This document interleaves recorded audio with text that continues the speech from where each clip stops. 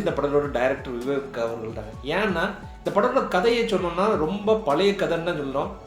Hero வந்து Hindu, heroine வந்து கிறிஸ்டினு. அவங்க 2 பேர் அப்பா அம்மாவும் வந்து ரிலீஜியனுக்கு அகேன்ஸ்டாக கல்யாணம் பண்ணி வைக்க மாட்டாங்க. ஸோ எப்படி அவங்க அப்பா அம்மா கிட்ட பொய் சொல்லி கல்யாணம் பண்ணலாம் அப்படி போடுற ஒரு ஆன்லைன் ஸ்டோரி தான். இந்த கதைக்களத்தில் ஏகப்பட்ட படங்கள் வந்திருக்கு. பட் இந்த படத்தில் திரைக்கதையை வந்து கொஞ்சம் சுவாரஸ்யப்படுத்தியிருக்காங்கன்னு சொல்லலாம்.